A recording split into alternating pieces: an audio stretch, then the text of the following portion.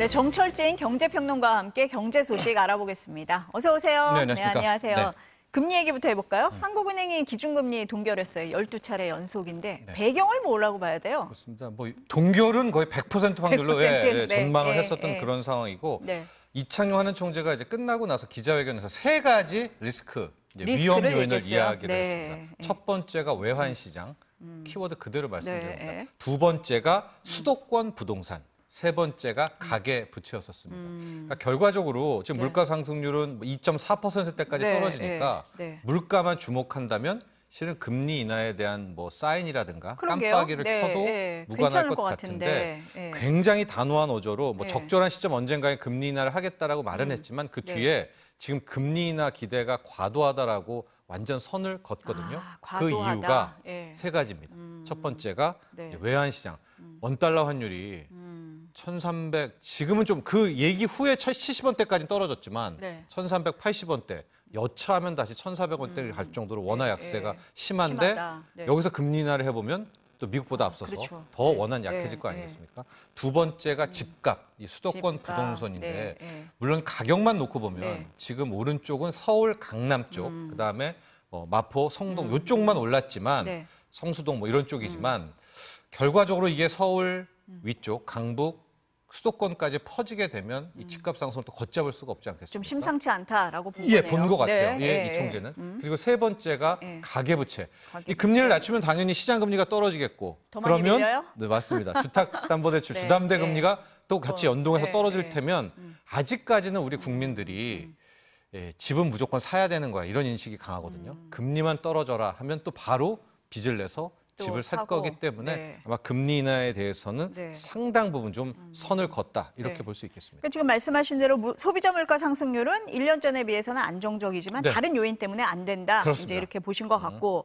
또 하나 우리가 미국 시장을 안 볼 수가 없잖아요. 미국 연준이 어떻게 하느냐를 볼 것 같은데 계속 말씀하신 게 9월에는 내릴 거다 이런 얘기 하셨어요. 네. 그렇습니까? 거의 9월은 확실시 되고 확실시 있고요. 된다. 네. 뭐 제롬 파월 연준 의장이 워낙 말을 많이 바꾸고 마치 다중인격자처럼 이달은 이 말하고 한 2주 뒤에는 딴 말하고 뭐 다음 달은 또 딴 네, 사람이 네, 돼 있고 뭐 네, 그렇기는 네, 하지만 네.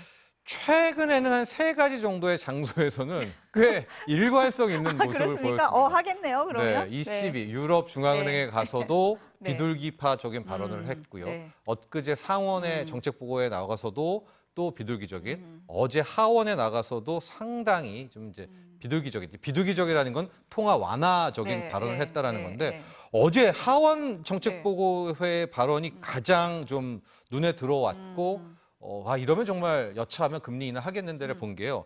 지금 인플레이션은 꽤 많이 떨어진 것 같다 하고 현재 상황이라면 이런 물가라면 금리 인하의 장애물은 사라졌다, 필요 없어졌다라고 굉장히 봅니다. 명확하네요. 그렇죠. 예, 예. 그리고 그 다음 말, 네. 물가가 2%대, 이제 2% 초반을 목표로 하고 있잖아요. 미국도 그렇고 우리도 네, 그렇고 네. 도달하지 않더라도 그 이전에 금리 인하를 할 수 있다라는 발언을 한 거예요. 그러니까 이 정도까지 말하고 네. 그리고 그 전날 네. 상원에서는 소위 말하는 높은 물가가 어떤 한 국가의 그러니까 네. 자기네 미국의 유일한 경제 위험이 아니다라고 했거든요. 그건 뭐냐면 높은 물가도 위험이지만 네. 경기 나빠지면 이거는 또 하나의 더 위험 아닌 위험하다? 겁니까? 그렇습니다. 네, 그래서 네. 이 높은 물가를 잡기 위해서 네. 고금리를 꼭 써야만 하는 것은 아니다. 아니다. 경기가 네. 나빠진다면 금리 인하 할 수 있다. 이 두 가지 조합을 덧붙인다면 이제는 물론 이제는 한다. 또 다음 이제는 달엔 뭐 딴 모습 보일 수는 없겠지만 네, 이제는 네, 네. 9월 인하는 네. 거의 확실하고 네. 저는 뭐 이렇게 됐다면 조금 네. 더 나가서 지금 네. 7월 말에 네. 30일 날에 7월 네. FOMC 회의가 있지 네. 않습니까? 네. 오늘 밤에 나올 미국의 6월 물가를 보면 네. 7월에도 인하하는 것 아니야라는 네, 생각이 네. 들 정도의 네. 그런 굉장히 타이트한 모습이 좀 나오고 있습니다. 지금 말씀하신 물가라는 게 미국 소비자 물가지수 상승률 맞아요. 이거 말씀하시는 네, 겁니까? 그렇습니다. 오늘 밤 네. 9시 반인데요. 네. 지금 7월이니까 미국의 6월 달 소비자 물가 네. 상승률 CPI가 나오고 이 중에서 에너지와 먹거리 가격 뺀 이제 근원 CPI 두 가지가 나오는데요. 현재 시장 전망치가 이제 헤드라인 CPI 우리가 말하는 그냥 소비자 물가 네, 상승률은 3.1%. 3.1. 그다음에 근원 CPI가 근원 물가가 3.4%를 전망하고 있는데 네. 이것만 나와도 일단 시장은 좋아를 할 거예요. 이건 정말 네. 9월 인하가 확실해지는 네, 거니까. 네. 근데 앞서 말한 3.1%가 3.0 혹은 2.9가 나오면 기대치보다 전망치보다 낮으면 이거는 7월 말 인하설도 굉장히 커지고요. 네. 근원 CPI도 네. 3.4%인데 이게 한 3.2대 정도까지만. 그러니까 전망치보다도 꽤 많이 떨어져진다면 네. 9월은 이미 확실한 거고 네. 조심스럽지만 그 전도 7월 한번 전망해 볼수 이나에도 있다. 분명히 논점으로 네, 급상할 네, 것 같습니다. 네. 그 앞서서 기준금리를 동결한 이유 이제 가계부채 네. 얘기도 하고 하셨는데 지금 주택담보대출이 계속 늘어나고 있다고 해요. 네. 지난달 주택담보대출이 6조 3천억 원 늘어나서 은행 가계대출 잔액이 1,115조 5천억 원입니까? 네, 맞습니다. 왜 이렇게 늘어나는 거예요? 주담대가 늘어난 거예요. 네. 더 크게는 주담대와 신용대출이 늘어났는데 신용대출은 힘들어서 받기도 하지만 네. 주담대로 쓰고 보통 우리가 집 살 때 거기서 부족한 대출을 신용대출로 또 얻어서 네, 합쳐서 네, 집을 네, 사기도 하거든요. 네, 그러니까 지금 주담대 플러스 신용대출이 늘어났다는 것은 네. 말 그대로입니다. 주택담보대출은 집 살려고 받는 거잖아요. 네, 네. 지금 상당수의 우리 국민들이 집을 사기 위해서 빚을 내고 있다고 볼 수 있는데요. 네. 지난달이 한 달 주담대 증가가 6조 원대였잖아요. 네. 그 전에 5월이 또 5조 원대여서 그때도 위험하다 했는데 더 많이 늘어난 거네요. 더 많이 그거보다? 늘어났죠. 하고 네, 7월은 네. 지금 첫째 주, 그러니까 네. 이제 2주째도 집계가 네, 안 됐는데 네, 네. 2조 원 넘게 늘어났으니까 이런 추세라면 네. 7월도 거의 확실하게 네. 5조 원 이상의 5, 6조 대 네. 주담대는 네. 또 늘어날 것 아니겠습니까? 네. 그렇다면은 다 지금 주택담보대출을 받아서 상당수 집을 네. 사고 있다는 거고요. 네. 이거는 방증도 됩니다. 서울 매매 거래량이 5월에도 거의 늘어나고 5천 건 됐고 네, 네. 6월은 5천 건이 넘었고 경기도 수도권으로 봤을 때는 지금 6월이 10,000건이 또 넘었거든요. 늘었다. 예, 네. 그런 걸로 봐서는 네. 매매가 늘었다는 건 이제 빚내서 네, 집 샀다라고 네, 볼 수가 네. 있겠고 주택담보대출 금리가 많이 떨어졌어요. 그래서 일부 은행에서는 네. 신용 좋으신 분들이 네. 2.9%도 이제 받게 되는 그런 네. 상황이 나오면서 네. 금리도 떨어졌고 정부도 지금 이제 소위 말하는 집 규제에 대해 네. 부동산 규제는 하지 않겠다는 네, 사인을 네, 주고 있지 네. 않겠습니까? 그러니까 대거 좀 집을 사러 갔다라고 볼 수가 있겠고 주담대와는 별도로 네. 이제 신생아 특례대출이라고 네, 네, 이것도 네. 벌써 연초 이후에 6조 원이 실행됐거든요. 네. 그러니까 이거는 우리 이제 젊은 층이 이제 애와 함께 네. 또 여기서 집을 사러 뛰어들었고 그러니까 이래저래 지금 다시 약간 좀 불안정하거든요, 주택 시장이. 불안정하다. 그러니까 네, 이창용 네. 총재도 분명히 이거를 염두에 둔 거 아니겠습니까? 수도권 부동산이라고 리스크 위협을 이야기를 네, 했거든요. 그래서 아마 당국도 이런 점들 좀 체크해야 될 것 같습니다. 근데 말씀하셨듯이 그럼 올 하반기에 금리 인하가 된다. 그러면 대출 금리가 또 떨어지고 대출을 받으려는 사람들이 또 더 늘어날 거란 말이에요. 네. 그럼 정부는 뭐 대책이 있어요? 네, 아주 정확한 지식인데요. 네. 이게 지적인데요. 네. 선제적 대응을 해야 될 필요가 네. 있는 게 우리가 지금 다 바라고 있잖아요. 네. 아, 빨리 좀 미국이 금리 인하를 해줬으면. 금리 인하를 하든 안 하든 완전히 이번에 사인을 주고 0.25%포인트만 인하하더라도요. 네. 시장은 앞서가잖아요. 그럴 거예요. 시장 금리는 더 빨리, 더 네. 많이 떨어져 네. 버립니다. 네. 그러면 지금 뭐 한국은행이 하든 안 하든 요즘에 우리의 뭐 은행채든 국고채든 주택담보대출 금리도 다 미국을 따라가는데 미국이 이제 오늘 밤에 물가 떨어지고 뭐 9월에 확실시 된다라고 하면 아마도 우리 은행채 금리는 더 많이 떨어져 있을 거고 그럼 주담대 금리가 다시 네. 신용 좋은 분들 2%대 후반에 받는다?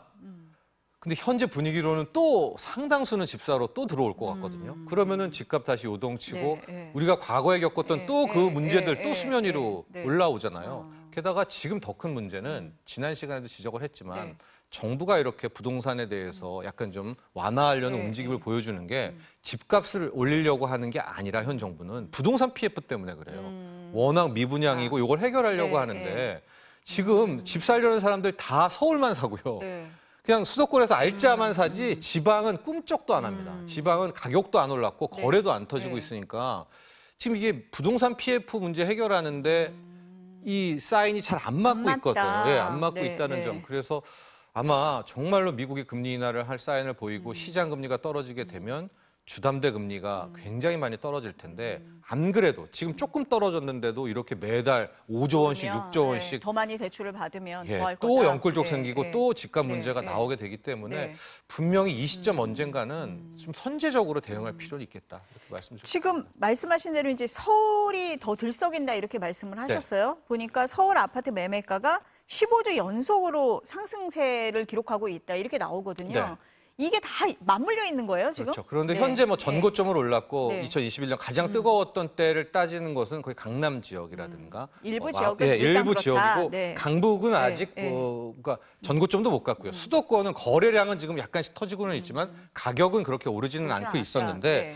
계속 말씀드리지만 이제 금리가 떨어지기 시작하면 이제 이 강남발 집값 상승이 다른 지역으로 네. 확산이 될 수 있다. 그렇습니다. 네. 예. 전세값도 보니까 59주 연속 올랐어요. 네. 이게 부동산 시장의 불안 전조다. 뭐 이런 보도가 그렇죠. 막 나와요. 우리는 항상 전세란 제도 네, 때문에 네. 전세가 짱짱하게 버티면 집값도 안 떨어지고요. 그러게요. 전세가 네, 오르면은 아 내가 왜 전세사 집사지 네, 이제 네. 수요로 바뀌고요. 네. 그런 것 때문인데 지금의 전세값 상승에는 또 하나 이 포비아가 있죠.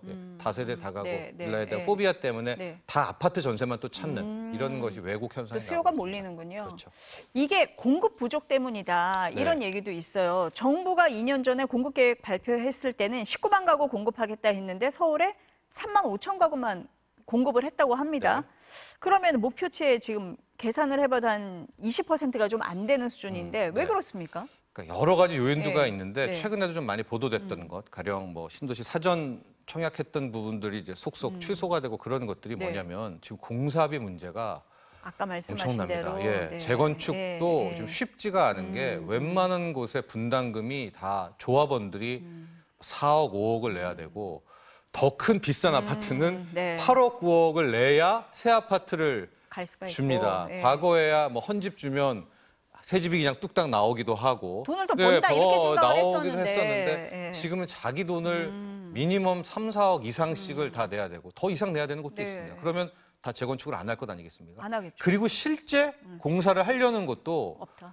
지금 뭐 이렇게 이 공사비가 너무 많이 올라서 수요를 네, 못 맞추기 네, 때문에 네. 공급의 난항도 존재하는 상황입니다. 그럼 정부가 대책을 세울 수가 있어요? 그럼 이 현재 상황에서? 상황으로 힘든 네. 상황인 거죠. 네, 그래서 네, 지금 한 네. 대책이 네. 은행들을 일단은 좀 압박해서 그동안에는 이게 참 일종의 해프닝이고 좀 코미디인데 네. 왜 이렇게 가상금리를 많이 받느냐. 네. 가상금리를 깎아라 해가지고 그랬잖아요. 금리를 낮추라고 했는데 네, 네. 이젠 약간 좀 가상금리를 높여라는 아니지만 금리에 대한 좀 약간 좀 풀어주면서 좀 주담대 금리가 올라가는 이제 이 정도의 금융 규제로 대응은 하고 있는 것 같습니다. 근데 뭐 금리 인하한다 그러면은 대출 금리가 그쵸, 내려간다고 무섭겠죠. 생각을 할 텐데 네. 그거를 규제할 수 있을지 네. 잘 모르겠습니다. 증시 얘기 좀 해볼게요. 네. 요즘 코스피 괜찮잖아요. 네.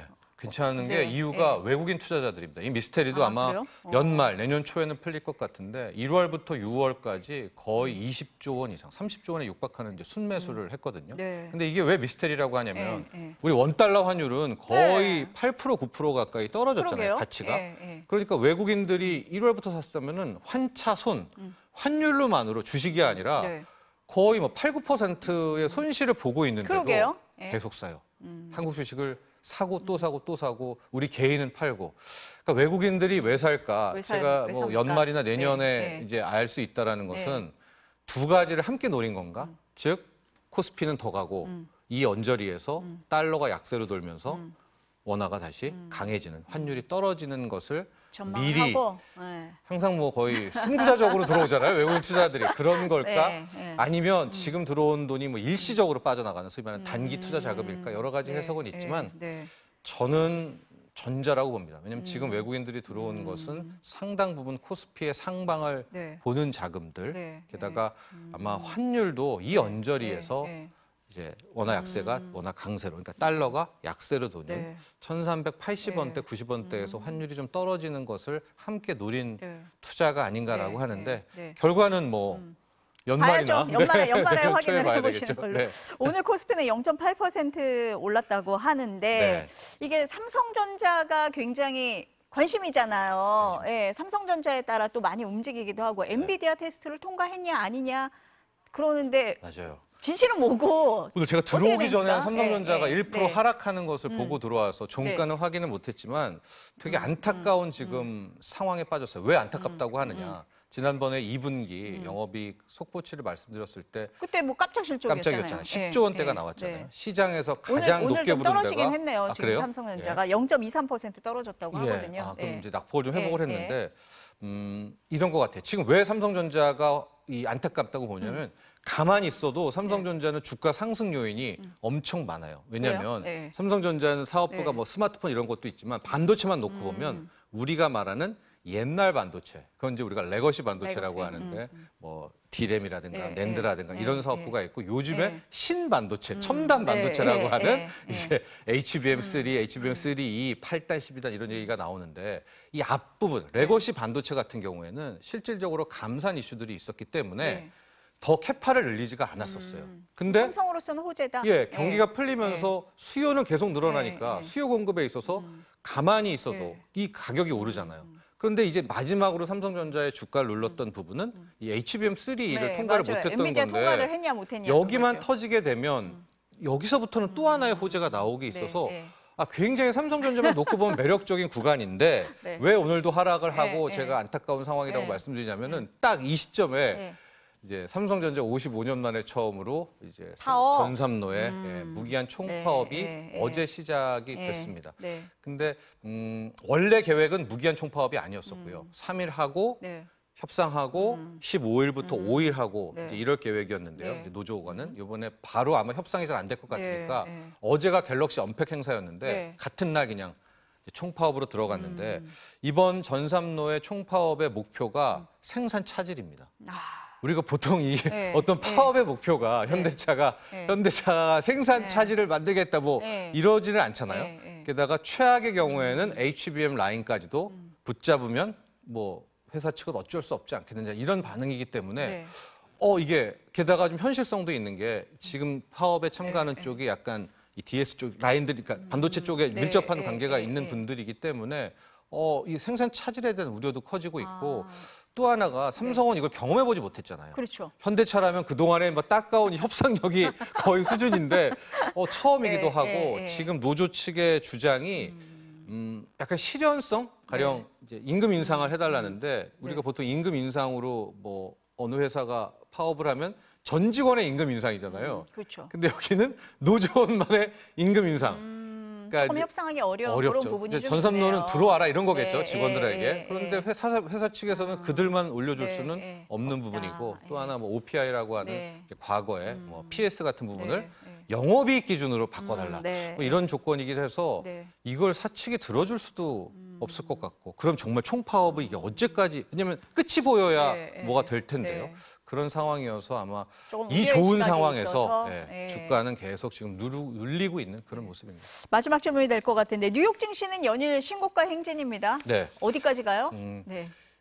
지금 다음 기회에 또 한번 분석을 해볼 텐데 네. 우리가 네. 이제 커플링, 디커플링 이야기를 네, 많이 네, 하는데요. 네. 흐름들을 좀 보면 이런 게 있어요. 선진 증시가 한번 가고 나면 네. 그 다음에 이머징 마켓 증시가 가고 그게 가면 다시 선진 증시가 네. 가고 상승장에는 이런 턴을 보여주는데 네. 지금 보면은 뉴욕 S&P 500 나스닥 1800년대 미국 주식시장이 생긴 이후로 최고치죠. 최고치죠. 네. 일본은 버블 경제 때 니케이 225 거기를 네, 제끼고 네, 네. 최고치고요. 유럽도 한번 다 최고치를 갔습니다. 그러니까 선진 증시에는 최고치였었고 네. 그게 과연 이런 한국 등등의 이머징 마켓으로 대만을 일단 왔는데 올 거냐 안 올 거냐는 그걸 하나만 지켜봐야 보시면 되는데. 됩니다. 네. 달러입니다. 달러. 그러니까 달러 강세 구간에는 선진 증시가 강했고요. 달러 약세 구간에는 쉽게 말해서 코스피가 강했기 때문에 만약에 뭐 더 가냐 마냐는 이 우리 원달러 환율을 1,380원대면 더 가고 네. 떨어지면 코스피를 사셔야 됩니다. 네. 원달러 환율을 지켜봐라. 맞습니다. 네. 이걸로 오늘 말씀 여기까지 듣겠습니다. 네. 감사합니다.